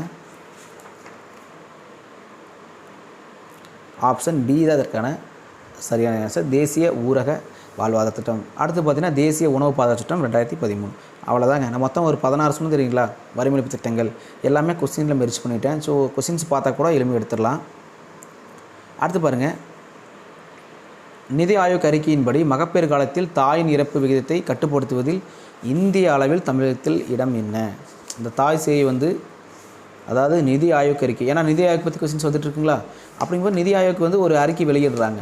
அந்த அறிக்கையின் அடிப்படையில் வந்து பார்த்திங்கன்னா தாய் சேய் ஓகே தாயின் இறப்பு விகிதத்தை கட்டுப்படுத்துவதில் இந்திய அளவில் வந்து நம்ம தமிழகத்தில் வந்து எத்தனாவது இடம் அப்படிங்கிற மாதிரி கேட்குறாங்க தாய் சேயில். ஓகேங்களா, இது வந்து எம்எம்ஆர்னு சொல்லுவாங்க. ஓகேங்களா, மகப்பேறு இறப்பு விகிதம்னு சொல்லுவாங்க. அதுதான் இதற்கான சரியான ஆன்சர் ஃபஸ்ட்டு பார்த்துடலாம். இதற்கான சரியான ஆன்சர் என்ன பார்த்தீங்கன்னா ஆப்ஷன் சி தான் சரியான ஆன்சர். 3வது இடம் வந்து நம்ம தமிழ்நாடு இருக்கிறோம். ஓகேங்களா, முதலிடம் என்னென்னு பார்த்தீங்கன்னா ஃபஸ்ட்டு முதலிடம் வந்து பார்த்திங்கன்னா கேரளா வந்து பார்த்திங்கன்னா முதலிடம் இருக்குது. ஓகேங்களா, கேரளா வந்து பார்த்திங்கன்னா 61 தான் இருக்காங்க. ஓகேங்களா, அடுத்து வந்து பார்த்திங்கன்னா மகாராஷ்டிரா வந்து பார்த்திங்கன்னா 2வது இடம் 67 இருக்குது. ஓகேங்களா, அடுத்து வந்து பார்த்திங்கன்னா தமிழ்நாடு வந்து பார்த்திங்கன்னா 79 இருக்குது. புரியுதுங்களா? 3வது இடத்துல வந்து பார்த்திங்கன்னா மகப்பேறு இறப்பு விகிதத்தை கட்டுப்படுத்துவதில் 3வது இடம். ஓகேங்களா, அதாவது இறப்பை வந்து பார்த்திங்கன்னா 61 தான், இதில் பார்த்திங்கன்னா 67, நம்மளது 79. ஸோ அதை கட்டுப்படுத்துறதுல 79 எண்ணிக்கையுடன் 3வது இடத்துல இருக்கிறாங்க. ரொம்ப ரொம்ப ரொம்ப இம்பார்ட்டன்ட். ஓகேங்களா, அடுத்து பாருங்கள், கீழ்கண்டவற்றில் சரியானது எது? தேங்காய் நெல் உற்பத்தியில் 2வது இடம், கரும்பு சூரியகாந்தி சோளம் உற்பத்தியில் 3வது இடம், திடமான தானியங்களில் 4வது இடம், மொத்த தானியங்களில் 8வது இடம். விடை தெரியவில்லை. இதற்கான சரியான ஆன்சர் என்ன பார்த்தீங்கன்னா ஆப்ஷன் இ, விடை தெரியவில்லை. ஏன்னா எல்லாமே சரியான விஷயம்தான். தேங்காய், நெல், கரும்பு, சூரியகாந்தி, சோளம் 3 ஆச்சு. திடமான தானியங்கள் 1. இதிலே கொஸ்டின்ஸ் பார்த்திங்கன்னா 1, 2, 3, 4, 5, 6, 7 விஷயங்கள் வந்து பார்த்திங்கன்னா ஒரே கொஸ்டின் கொடுத்துருக்கோம். ஸோ பார்த்துக்குங்க. ஆனால் இடங்கள் பேஸ் பண்ணி படிக்கும்போது எத்தனை இடம்னு மென்ஷன் பண்ணிங்கன்னா ஈஸியாக எடுத்துடலாம். அடுத்து பாருங்கள், பணிகள் துறையில் சரியானது எது? கீழ்கண்டவற்றில் பணிகள் துறையை சார்ந்தது தான் 3ஆம் துறைன்னு சொல்லுவோமா, அந்த 3ஆம் துறையை சார்ந்து எதுன்னு கேட்குறாங்க. வங்கியல், காப்பீடு, போக்குவரத்து, தகவல் தொடர்பு. விடை தெரியவில்லை. இதற்கான சரியான ஆன்சர் என்ன பார்த்தீங்கன்னா ஆப்ஷன் இ, விடை தெரியவில்லை தான் இதற்கான சரியான ஆன்சர். ஓகேங்களா, ஏன்னா எல்லாமே சரியான விஷயந்தான். அடுத்து பாருங்கள், மனித வளர்ச்சி குறியீட்டில் தமிழ்நாட்டுடைய தரம். மனித வளர்ச்சி குறியீட்டில் தமிழ்நாட்டில் இடம் வந்து பார்த்திங்கன்னா 2, 4, 6, 7. விடை தெரியவில்லைன்னு சொல்லி கொடுத்துருக்காங்க. தமிழ்நாட்டின் வளர்ச்சி குறியீட்டின் தமிழ்நாட்டுடைய தரம் இதற்கான சரியான ஆன்சர் என்ன பார்த்தீங்கன்னா ஆப்ஷன் டி. 7வது இடம் தான் வந்து பார்த்திங்கன்னா நம்ம தமிழ்நாட்டுடைய இடம். ரொம்ப ரொம்ப முக்கியமானது. ஓகேங்க. இதில் வந்து பார்த்திங்கன்னா ஒரு 5 கொஸ்டின்ஸ் போட்டிருக்கோம். இது எல்லாமே பழைய இதுக்கப்புறம் வரக்கூடிய கொஸ்டின்ஸ் எல்லாமே டிஎன்பிஎஸ்சி ஓல்டு கொஸ்டின் பேப்பரில் கேட்கப்பட்ட கொஸ்டின்ஸ் தான் நான் போட்டிருக்கேன். ஓகேங்களா? ஸ்கூல் புக்கில் இது கேட்கல, அதை மெர்ஜ் பண்ணி நம்ம டிஎன்பிஎஸ்சி தேர்வில் கேட்கப்பட்ட கொஸ்டின்ஸ். இதை நீங்கள் கரெக்டாக பண்ணிங்கன்னா ஓரளவுக்கு நான் கரெக்டான ஃபாலோயிங் தான் போயிட்டுருக்குன்னு கண்டுபிடிச்சிடலாம். பாருங்கள், சமுதாய சொத்துக்களை உருவாக்கி கிராமப்புற உள்கட்டமைப்பு வசதிகளை பலப்படுத்த கீழ்கண்டவற்றில் திட்டம் ஒன்று குறிக்கோளாக கொண்டுள்ளதும் கேட்டிருக்காங்க. ஒருங்கிணைந்த ஊரக வளர்ச்சி திட்டம், அது பார்த்திங்கன்னா நிலமற்ற கிராம மக்களின் வேலைவாய்ப்பு உறுதி திட்டம், தேசிய கிராமப்புற வேலைவாய்ப்பு திட்டம், மலைப்பகுதி மேம்பாட்டு திட்டம் சொல்லி கொடுத்துருக்காங்க. இதற்கான சரியான ஆன்சர் என்ன பார்த்தீங்கன்னா ஆப்ஷன் சி தான் இதற்கான சரியான ஆன்சர், தேசிய கிராமப்புற வேலைவாய்ப்பு திட்டம். ஓகேங்களா? ரொம்ப ரொம்ப முக்கியமானது. அடுத்து பாருங்கள், பிரதான் மந்திரி கிராம சதாக் யோஜனா பின்வற்றில் இதனுடன் தொடர்புடையது. இந்த சதாக் யோஜனா வந்து பார்த்திங்கன்னா நம்ம அந்த 16 விஷயங்கள் சொன்னதுங்களா வேலை, அதாவது வறுமை திட்டங்களில், அதில் சதாக் யோஜனா வந்து 2010 கொண்டு வந்திருப்பாங்க. ஓகேங்களா? அந்த 2010 கொண்டு வந்த விஷயங்கள் பார்த்திங்கன்னா கிட்டத்தட்ட ஒரு இது அதே மாதிரி தாங்க ரிப்பீட்டாக கொஸ்டின்ஸ் நிதி ஆயோக்கில் எப்படி ரிப்பீட்டாக கேட்டிருக்காங்களோ அதே மாதிரி இந்த திட்டங்கள் வந்து பார்த்திங்கன்னா ரிப்பீட்டாக ஓல்டு கொஸ்டின்ஸ் வந்தால் இதெல்லாம் ரிப்பீட்டாக வந்துட்டு தான் இருக்குது. ஓகேங்களா? எதை சார்ந்தது, எதுக்காக கொண்டு இதெல்லாம் பொறுத்துக்களை வருது. நீங்கள் ஆப்ஷனில் ஈஸியாக டெலிட் பண்ணி கூட எடுத்துகிட்டு போயிடலாம். ஊரக குடிநீர் வசதி திட்டம், ஊரக வேலைவாய்ப்பு திட்டம், ஊரக சாலை மேம்பாட்டு திட்டம், ஊரக சுகாதார திட்டம் என்னென்னு கேட்டிருக்காங்க. அதற்கு நான் சரியான ஆன்சர் என்ன பார்த்தீங்கன்னா ஆப்ஷன் சி, ஊரக சாலை மேம்பாட்டு திட்டம். சாலையை வந்து மேம்படுத்தணும், சாலை போடுற திட்டம் தான் இந்த சதாக் திட்டம். சதக்குன்னு சாலை போடுற மாதிரி வச்சுக்கோங்க. அடுத்து பாருங்கள், ஊரக நிலமற்றோர் வேலைவாய்ப்பு உறுதி திட்டம். ஊரக நிலமற்றோர் வேலைவாய்ப்பு உறுதி திட்டம் ரைட் லெக்குன்னு வந்துருங்களா, அது RLGP 1965, 68, 75, 83 விடை தெரியவில்லை. இதற்கான சரியான ஆன்சர் என்ன பார்த்தீங்கன்னா ஆப்ஷன் டி, 1983. இதுவும் நம்ம அந்த கொஸ்டின்ஸ் ரீகால் பண்ணும்போதே அதோட டேட்டா கிட்டத்தட்ட பார்த்திங்கன்னா நம்ம பார்த்ததுல 2 டேட்டா அதில் வந்துடுச்சு. நிறைய கொஸ்டின்ஸ் இருக்குங்க, இருந்தாலும் நான் ரிப்பீட்டாக வர கொஸ்டின்ஸ் மட்டும் நான் போட்டிருக்கேன். பாருங்கள், புறா வரவை வலியுறுத்தியவர் யார்? புறா திட்டத்தை வந்து கொண்டு யார் கேட்டிருக்காங்க, யாருடைய மாதிரின்னு. நான் ஏன் அந்த கொஸ்டின்ஸ் போட்டிருக்கேன்னு நம்ம ஸ்கூல் புக்கில் இப்போ நான் டெஸ்ட் வச்சு தெரியுங்களா, அதில் ஃபஸ்ட்டு பாடம் எடுத்து கடைசி பேஜ் அந்த பயிற்சி இருக்குது தெரியுங்களா, புக் பேக் கொஸ்டின்ஸ்க்கு பின்னால் பாருங்கள் ஒரு லைன் கொடுத்துருப்பாங்க. அதுதான் அப்துல் கலாம், மன்மோகன் சிங், மாண்டல சிங் அலுவாலியா, அந்த மகளா நோபிஸ் விடை தெரியவில்லை. இதற்கான சரியான ஆன்சர் வந்து பார்த்திங்கன்னா ஆப்ஷன் ஏ, புறா திட்டத்தை வரைத்தவர் யார் பார்த்தீங்கன்னா அப்துல் கலாம் தான். அடுத்து பாருங்கள், பொதுத்துறை வங்கிகளில் லாபத்தை மதிப்பீடு செய்வதற்காக அமைக்கப்பட்ட ஒரு குழு. பொதுத்துறை வங்கிகள் வந்து லாபத்தை மதிப்பீடு செய்வதற்கு அமைக்கப்பட்ட குழு அந்த கேல்கர் குழு, நரசிம்மன் குழு, ஜாக் குழு, அடுத்து பார்த்திங்கன்னா ராஜா செல்லையா குழு விடை தெரியவில்லை. நம்ம ராஜா செல்லையா வந்து பார்த்திங்கன்னா ஸ்கூல் புக் படிக்கும்போது ஒரு லைன் உள்ளே வந்துச்சு பார்த்தீங்களா. ஸோ அதுதான் அதில் வரும்போது இந்த கொஸ்டின்ஸ் கேட்டுறாங்க பாருங்கள். இது ஆப்ஷன் பி தாங்க சரியான ஆன்சர், நரசிம்மன் குழு தான் அதற்கான சரியான ஆன்சர். ஓகேங்களா? அடுத்த கொஸ்டின்ஸ் பாருங்கள், இதுவும் கேட்ட கொஸ்டின்ஸ் தான். இதெல்லாம் ஆக்சுவலாக அது பொறுத்துக்களை கேட்டிருக்காங்க. நான் பொறுத்துக்களை டைப் பண்ண முடியாதுன்னு சொல்லி தான் நான் இப்படி போட்டுட்டு சரியானது இது தவறாதுன்னு லைன் கொடுக்குறோம். கிராமப்புற இளைஞர்களுக்கான வேலைவாய்ப்பு பயிற்சி திட்டம் 1970, தேசிய ஊரக வேலைவாய்ப்பு திட்டம் 80, ஜவஹர் வேலைவாய்ப்பு திட்டம் 1989, ஊரக நிலமற்றோர் வேலைவாய்ப்பு உறுதி திட்டம் 83 விடை தெரியவில்லை. ஓகேங்களா? இதற்கான சரியான ஆன்சர் என்னென்னு பார்த்தீங்கன்னா ஆப்ஷன் இ தான் இதற்கான சரியான ஆன்சர். ஏன்னா விடை தெரியவில்லை, எல்லாமே சரி தான். இந்த கொஸ்டின்ஸ் தனியாக கொஸ்டின்ஸ் கேட்டேன் பார்த்தீங்களா, ஊரக நலமற்றோர் வேலைவாய்ப்பு திட்டம். அடுத்தது பார்த்திங்கன்னா தேசிய ஊரக வேலைவாய்ப்பு, இது ஒரு கொஸ்டின்ஸ் கேட்டிருந்தாங்க. இப்போ நம்ம பார்த்த ரீகால்லே வந்து பார்த்திங்கன்னா 3 கொஸ்டின்ஸில் இது ஒன்று இது ஒன்று ரிப்பீட்டாக இது பொறுத்துக்களை கேட்டிருக்காங்க. ஆனால் அதை வந்து இப்படி போட்டிருக்கேன்.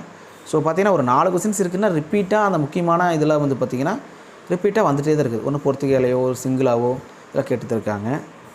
அடுத்து பாருங்கள், இந்தியாவின் விவசாய கடன் அட்டை அறிமுகப்படுத்தப்பட்ட ஆண்டு அப்படின்னு கேட்டிருக்காங்க. விவசாய கடன் அட்டை 96 to 97, 97 98, 98 99, 98 2000. இதற்கான சரியான ஆன்சர் என்ன பார்த்தீங்கன்னா ஆப்ஷன் சி, 98 to 99 சரியான ஆன்சர். ஓகேங்களா? அடுத்து பாருங்கள், பிரதான் மந்திரி கிராம சடாக் யோஜனா இப்போ தான் பார்த்தோம். அதே கொஸ்டின்ஸ் எப்படி கேட்குறாங்க பாருங்கள்.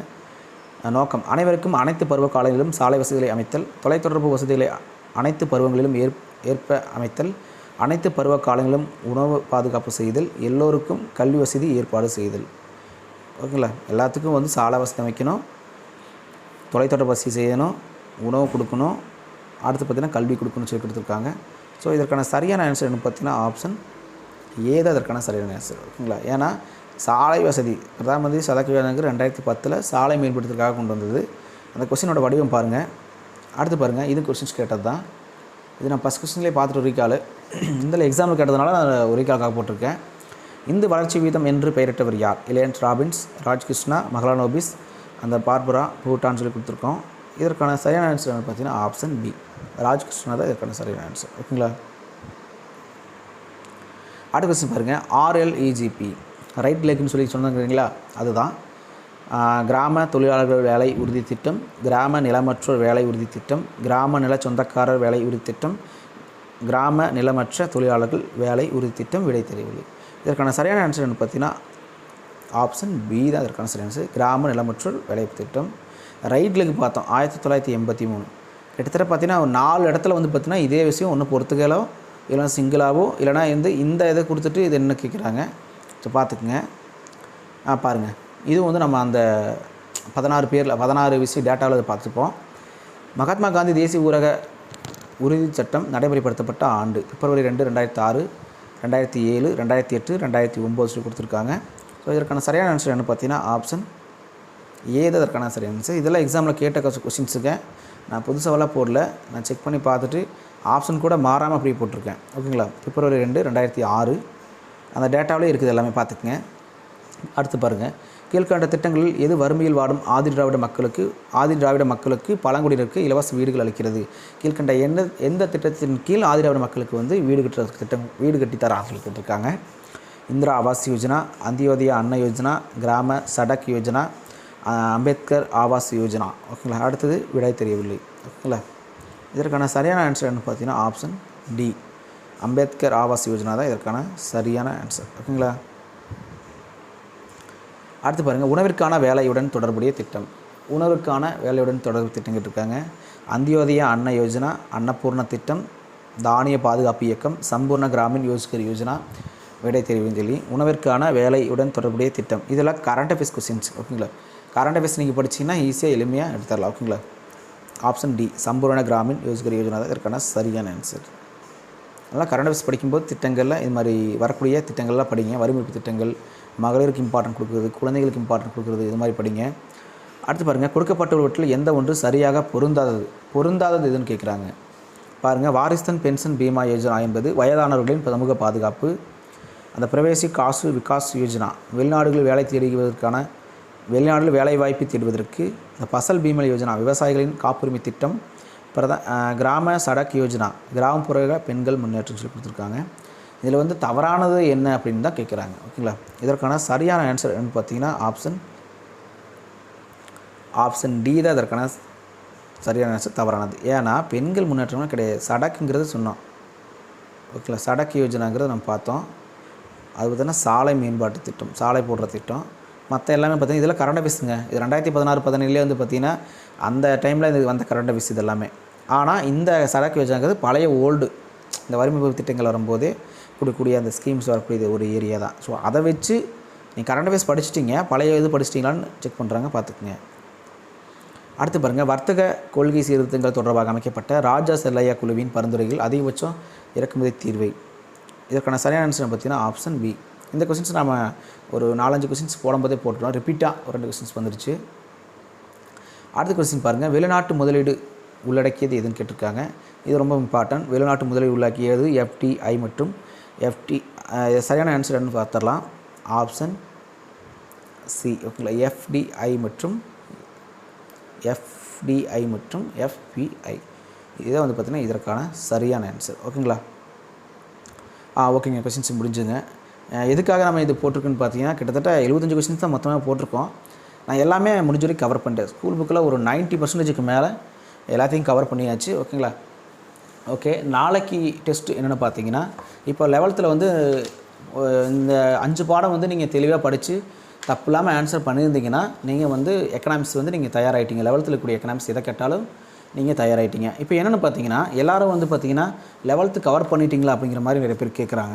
அதுக்காக என்ன பண்ணலான்னா, அதாவது அத்தியாயம் 7லிருந்து 11வது, அதாவது இந்திய பொருளாதாரம் ஸ்டார்ட் பண்ணி தமிழ்நாட்டு பொருளாதாரம் வரைக்கும் வந்து டோட்டலாக 5 பாடம் வந்து நம்ம டெஸ்ட்டு வச்சிட்டோம். இந்த வீடியோட முடிஞ்சுது. இப்போ வந்து பார்த்திங்கன்னா நாளைக்கு நாளை விட்டு நாளானைக்கு 12th வீடியோ போடலான்ட்டு இருந்தோம்.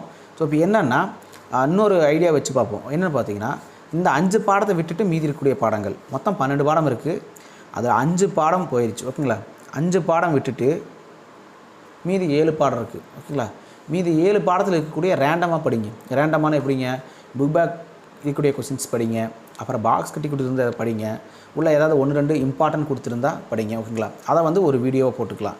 ஏன்னா நம்ம ஒரு வீடியோ போட்டால் கூட இம்பார்ட்டன்ட் ஒரு 100 கொஸ்டின்ஸ் இருக்குன்னா அந்த 7 பாடம் சேர்ந்து ஒரு 100 கொஸ்டின்ஸ் போட்டோம்னா அதில் இருக்கிற இம்பார்ட்டனும் வெளியே வந்துடும். ஓகே, நம்ம இந்த 5 பாடம்னா 5 பாடம் மட்டும் படிச்சுட்டு கூடாது. 5 பாடம் இருக்குல்ல, 100% படிக்க வேண்டிய பாடங்கள், 100% எக்ஸாமில் கேட்கக்கூடிய ஏரியா இந்த ஏரியா தான். ஓகேங்களா? அந்த பாடமும் படிக்கணுங்கிறதுக்காக நாளை விட்டு நாளான்னைக்கு என்ன டெஸ்ட்டுன்னு பார்த்தீங்கன்னா, இந்த 5 பாடத்தை தவிர்த்து 11th இருக்கக்கூடிய எல்லா பாடமுமே இருக்கக்கூடிய புக் பேக்குன்னு சொல்ல மாட்டேன், இம்பார்ட்டன்ட் எல்லாமே நீங்கள் செலக்டிவாக வந்து நீங்களே செக் பண்ணி செலக்டிவாக படிச்சுக்கோங்க. அதை பேஸ் பண்ணி நம்ம கொஸ்டின்ஸ் அடித்து பார்த்துக்கலாம். ஓகேங்களா? ஓகே.